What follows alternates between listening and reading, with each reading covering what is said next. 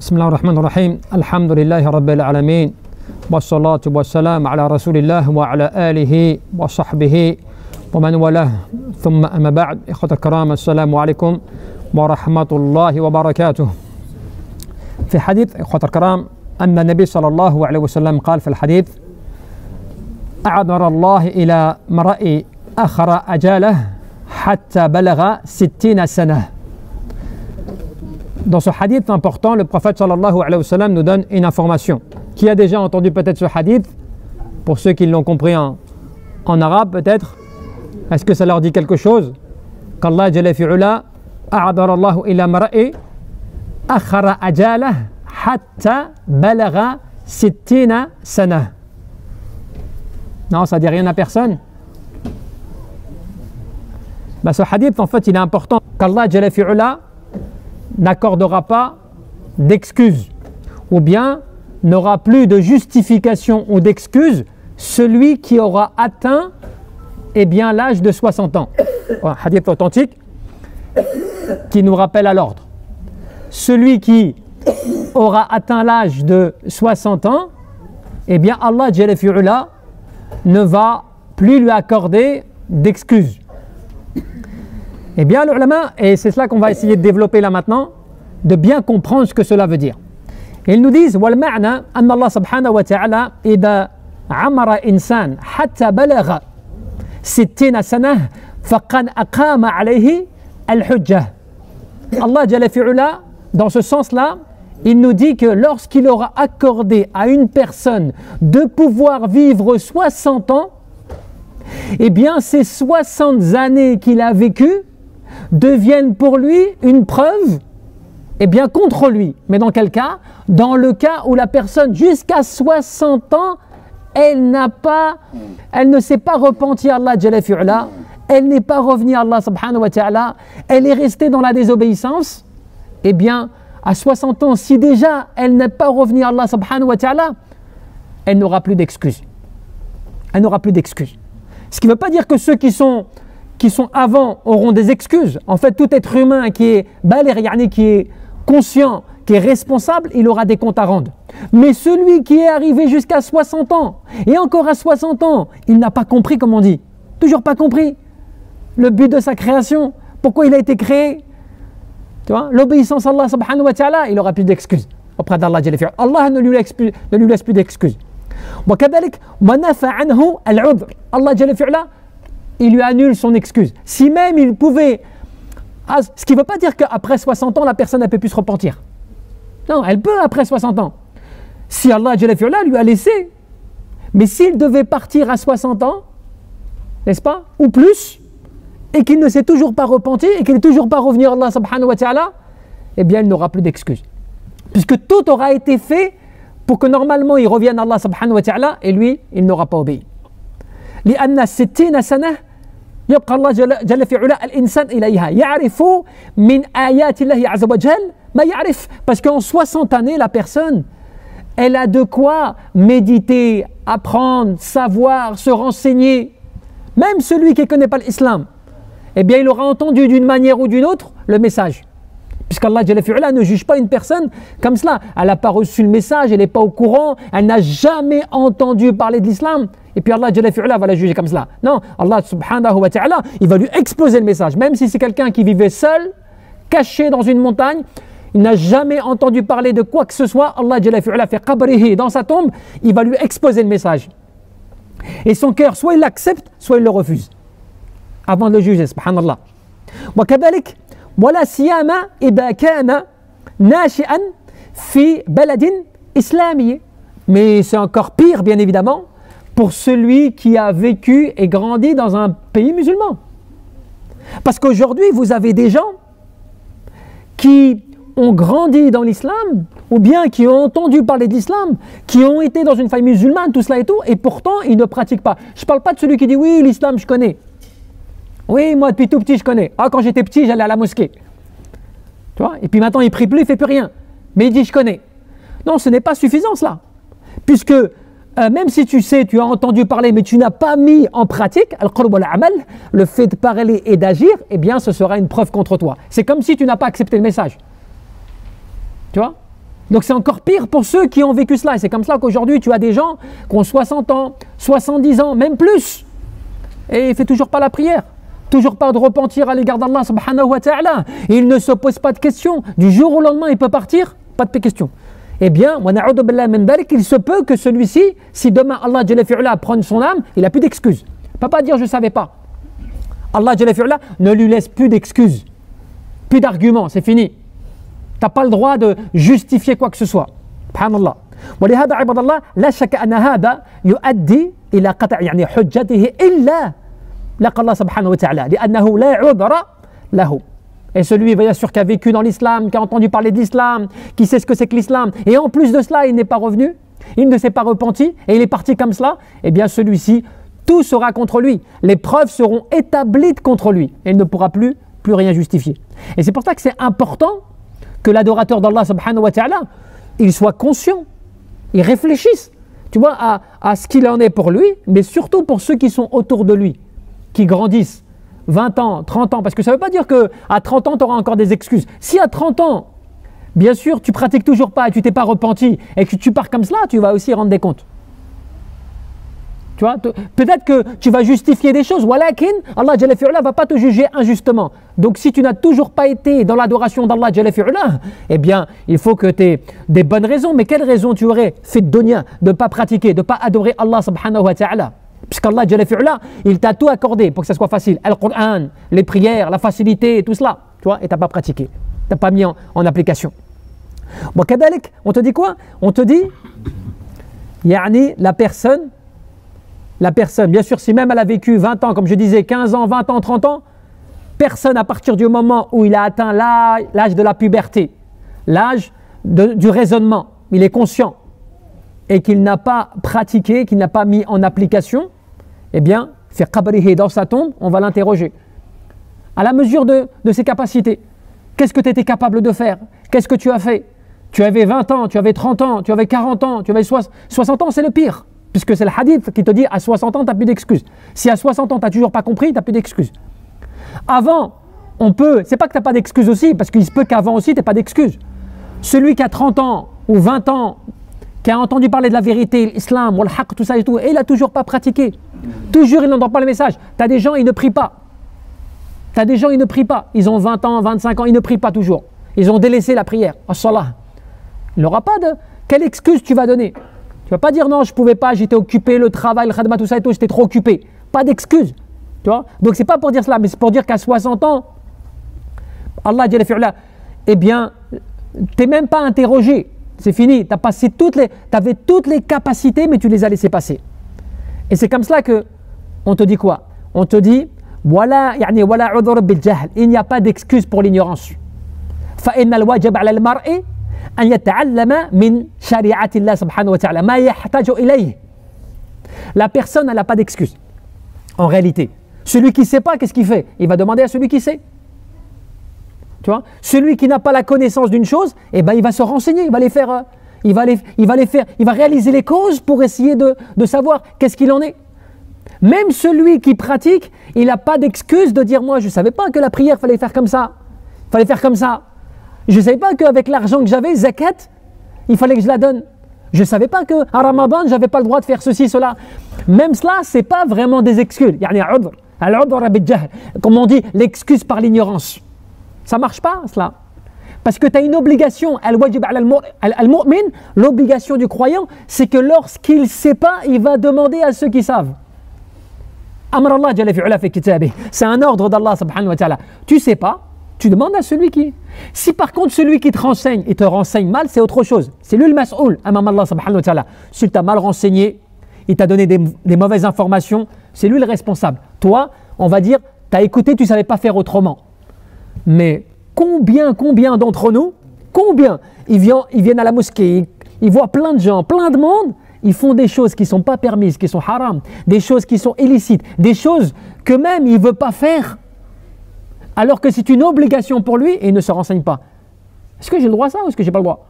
Même jusqu'à même dans la prière, il y a des choses que tu fais peut-être dans la prière qui sont makruh, qui sont blâmables. Mais ça tu ne le sais pas parce que tu ne poses pas la question. Donc imaginons demain une raka'a ou salah, ou quelque chose comme cela, batalah, ça a été annulé, on n'accepte pas de toi. Tu ne pourras pas dire, oh, mais je ne savais pas, je n'étais pas au courant. Tu n'as pas cherché à savoir, tu n'es pas parti demander aux gens. Regarde, tu as vu ton voisin qui connaît, un tel qui connaît, celui avec qui tu parles à la mosquée, il connaît. Tu ne vas pas demander, tu n'as rien fait, aucune cause. Tu vois? Et on te dit quoi? On te dit, la personne, elle doit savoir ce qu'elle doit savoir pour elle, ce qu'elle a besoin de savoir. Celui qui doit faire ses ablutions, il doit savoir comment il fait ses ablutions. Tu vois? Celui qui doit prier, il doit chercher à savoir comment il fait la prière. Et c'est valable pour la zakat, pour Siyam, Ramadan, tout cela. C'est valable pour toutes les questions liées à l'adoration d'Allah subhanahu wa ta'ala. إذا كان من الباعة الذي يبيعون ويشترون بالذهب مثلا لابد أن يعرف الربا. Celui qui va vendre, qui va faire du commerce, qui va vendre de l'or ou des choses comme cela, il est obligé de savoir c'est quoi un riba, c'est quoi l'intérêt. C'est quoi que j'ai le droit de faire, que je n'ai pas le droit de faire. Tu vois, des choses comme cela. Il ne peut pas vendre comme ça. Aujourd'hui, les gens, musulmans, des musulmans, ils sont pratiquants, ils font la prière, des choses comme cela, et ils sont dans le commerce, beaucoup de commerçants. Dans la Ummah, alhamdoulilah, il y a beaucoup de commerçants. Eh bien, les commerçants, ils ne se posent pas toujours la question. Est-ce que j'ai le droit, pas, tu vois, un produit, il coûte 10 €, est-ce que j'ai le droit de multiplier le bénéfice par 62 quand j'ai caché l'information à la personne, tu vois? En réalité, ce produit-là, il coûte ceci, moi j'exagère.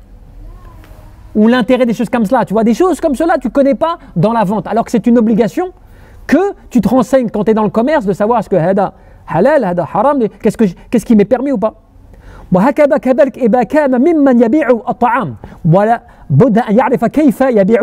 Celui qui vend de la nourriture, il doit savoir qu'est-ce qu'il vend, comment il le vend. Est-ce que j'ai le droit de vendre cela ou pas? Et ainsi de suite. Toutes ces questions, tu es responsable devant Allah subhanahu wa ta'ala. Tu n'auras pas d'excuse, non mais je ne savais pas. Je n'avais pas la capacité de me renseigner. والمهم أن الإنسان إذا بلغ 60 سنة فقد قامت عليه الحجة التامة. Celui qui aura atteint donc l'âge de 60 ans, les preuves auront été établies contre lui de manière totale, globale. Il n'aura plus d'excuses. Quand bien sûr à 60 ans, il n'a toujours pas fait de cause. Il s'est toujours pas repenti. Il n'a toujours pas adoré Allah subhanahu wa ta'ala. وليس له عذر. Il n'aura pas d'excuses. وكل إنسان بحسبه. كل إنسان يجب عليه أن يتعلم من الشريعة ما يحتاج إليه في الصلاة والزكاة والصيام والحج والبيوع والأوقاف وغيرها. يعني حسب ما يحتاج إليه. La personne, elle doit chercher à savoir sur toutes les questions qui la concernent. Dans son adoration d'Allah, tu n'as pas le droit d'adorer Allah bijal, par ignorance. Je fais la prière, mais je ne sais pas pourquoi je prie. En Ramadan, je ne sais pas pourquoi. Tu vois? Pourquoi le porc c'est interdit? Parce que moi je connais beaucoup de gens, ils me disent le porc c'est super bon. Pourquoi c'est interdit comme ça, tu vois? Et tu ne cherches même pas à savoir vraiment c'est quoi la cause. Est-ce que c'est lié à la viande elle-même, ou est-ce que c'est le principe en lui-même, c'est la bête elle-même, ou des choses comme cela? C'est quoi le principe? Et l'alcool, on te dit oui, un verre d'alcool comme ça et tout, c'est bon pour la santé. Tu vois? Pourquoi c'est interdit alors? Parce qu'Allah il veut le bien pour nous. Tu vois, il y a tout ça que...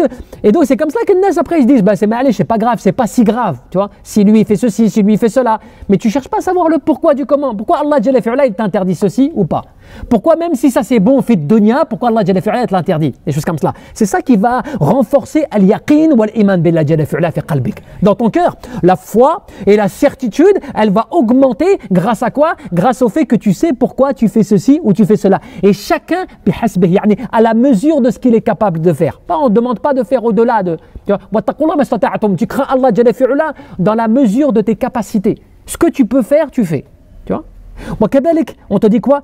ففي هذا الحديث دليل على أن الله جل في علا له الحجة على عباده وذلك أن الله جل في علا أعطاهم عقلا وأعطاهم أفهاما. Allah جل في علا il fait en sorte, parce que par ce hadith tu comprends quoi? Que Allah جل في علا il établit des preuves. C'est une preuve pour toi qu'il établit des preuves contre son adorateur. Tu vois? Un juge, un qadi, tu vois, quand il va juger au tribunal, c'est quelqu'un, il ne va pas juger comme cela. Normalement, il ne juge pas comme cela. Attends, je vais improviser, tu vois. T'as fait quoi, toi? T'as volé, toi? Bah, franchement, tu mérites ceci. Il ne va pas improviser normalement. Il connaît les lois. Et il sait que quand tu fais ceci, eh bien, c'est égal à cela. Il applique parce qu'il y a des arguments, il y a des preuves qui s'appliquent sur ce que tu as fait là. Allah Jalla fi'ala, il te laisse vivre comme tu veux, mais il y a des preuves qui vont être établies contre toi, ou bien pour toi, comme le Coran. Le Coran, c'est une preuve pour toi ou contre toi. Tu vois, de la même manière. C'est-à-dire, les ibadat, les adorations d'Allah Jalla fi'ala, elles vont être une preuve pour toi ou contre toi. Mais à 60 ans, c'est que des preuves contre toi si tu n'as rien fait. Que des preuves, tu ne pourras pas trouver d'excuses. Allah Jalla fi'ala, il a donné à l'adorateur la raison, la compréhension. Donc cela veut dire que tu ne peux pas dire oui mais je n'arrivais pas à comprendre, j'arrivais pas à saisir l'information. Parce que quand tu dis cela, ça veut dire le message d'Allah Jalla fi'ala, kalam Allah subhanahu wa ta'ala, elle n'était pas adaptée aux gens alors. Elle n'était pas adaptée à la raison des gens. Les gens n'arrivaient pas à comprendre. Hasha lillah subhanahu wa ta'ala, tu ne peux pas attribuer cela à Allah Jalla fi'ala. C'est lié à toi, à ta volonté, à toi de ne pas comprendre et de ne pas faire l'effort. On te détaille comme quoi tous les prophètes, Ar-Rasul, Anbiya, tout cela, ils ont été envoyés dans leur communauté pour les rappeler à l'ordre, des choses comme cela. Certains prophètes, ils sont venus, ils sont restés une journée, des choses comme cela, ils ont été tués par leur peuple. Plein de choses comme cela qui s'est passé. Mais la preuve qui perdure pour l'islam, c'est quoi? Eh bien, chaque prophète, quand il est mort, comme on dit, il est mort avec ses miracles. D'accord?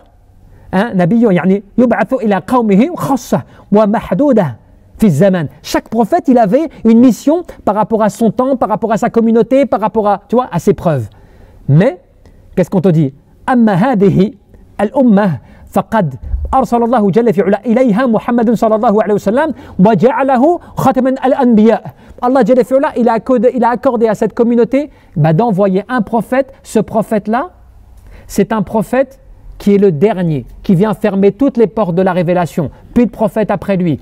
Toutes les preuves ont été établies, tout est parfaitement fait.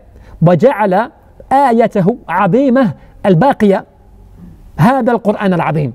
Et il y a une preuve qui perdurera tout le temps jusqu'à la fin des temps. C'est pas comme Moussa alayhi salam, tu vois, son bâton, des choses comme cela, est parti avec Moussa alayhi salam.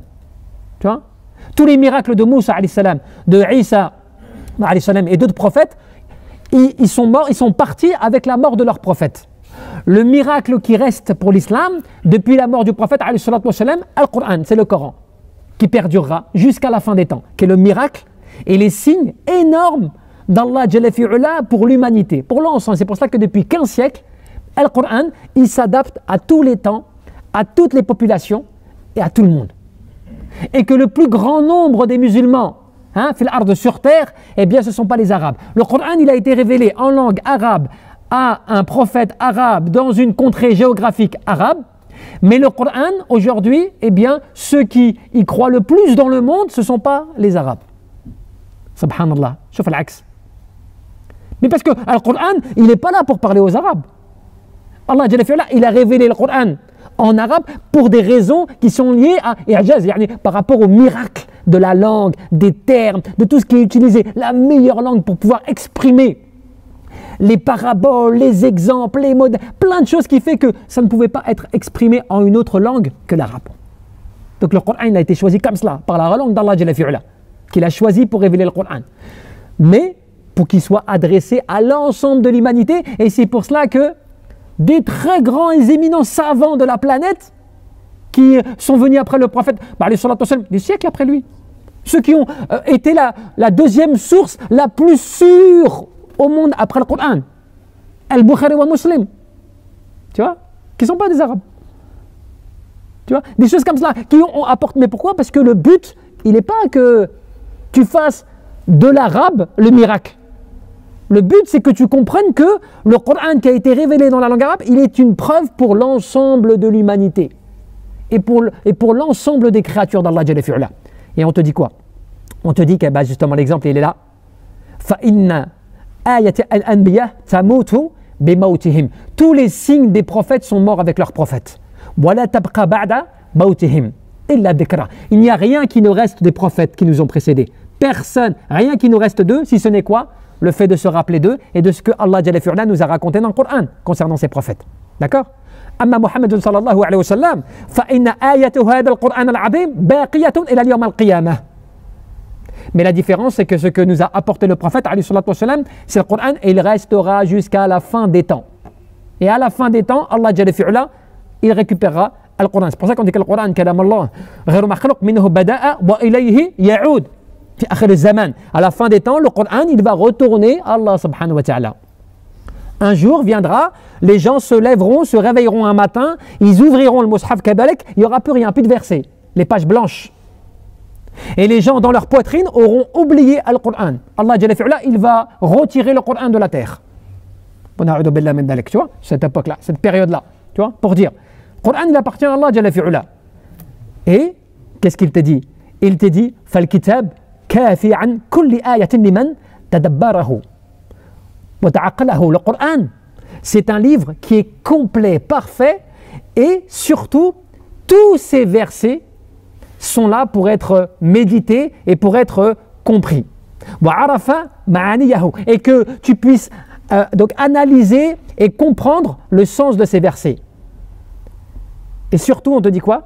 On te dit, et ça c'est les ahad min al-ulama as-salihin, lakin alladhi yaj'aluna لا تحسن بهذه الآية العظيمة أننا لا نقرأ القرآن على وجه يعني نتدبره. Mais le problème, il en est qu'aujourd'hui, les versets ne sont pas exploités à la mesure de ce qu'ils devraient. Et aujourd'hui, nous ne lisons pas le Coran dans le but de le méditer. Tu vois, كثير من المسلمين إن لم يكن يعني أكثر المسلمين. On te dit même que la plupart des musulmans, ce n'est pas simplement beaucoup de musulmans, c'est la plupart d'entre eux, le Coran, يترون الكتاب لتبرك والأجر فقط. Tout ce qu'ils cherchent à travers la lecture du Coran, eh bien, c'est de tirer un certain rapprochement d'Allah ou une récompense par la lecture. ولكن الذي يجب أن يكون هو القرآن نقرأ يعني القرآن لنتدبره. Alors qu'en réalité, ce Coran, normalement, sa priorité, elle est bien sûr de le méditer, de comprendre quel était le message d'Allah. Qu'est-ce que Allah nous dit à travers tel ou tel verset? Et le Coran, si vraiment l'ensemble, on comprenait ce que Allah veut nous dire, même ça t'expliquerait ce qui se passe aujourd'hui, ce qui s'est passé hier, ce qui se passera demain et comment ça va se passer tout court. Si on le méditait, ça va nourrir notre foi et ça va nous rendre plus forts et plus puissants devant justement le fait de ce miracle du Coran. Mais on n'est pas dans cela, tu vois. Donc tu peux être, si tu veux, des millions, des milliards, ça ne sert pas à grand chose. Si tu ne sais pas comment, tu sais pas réunir ta force, tu ne sais pas comment être uni, tu vois, avec le câble d'Allah, tu vois, soyez tous ensemble autour du câble d'Allah, mais tu ne sais même pas comment être ensemble autour du câble d'Allah. Comment tu vas être alors? Comment tu fais? Dès que tu commences à dire à 10 personnes, c'est pas beaucoup, hein, 10 personnes, allez viens, on va tous se mettre, l'autre va dire non, je suis pas d'accord moi, pourquoi? Déjà, on est juste 10, on est juste 10, on n'est pas d'accord déjà. Subhanallah. Parce qu'il y a un problème au niveau de, on n'a pas lu le Coran comme il se doit avec la méditation qui soit. Et pour terminer, ibadallah, je termine sur cela, qu'est-ce qu'on te dit? On te dit que justement ce Coran, c'est cela qui va faire que tu vas comprendre qu'Allah t'a laissé des preuves. Et ces preuves-là, soit tu les prends pour toi, soit elles vont être contre toi. C'est tout.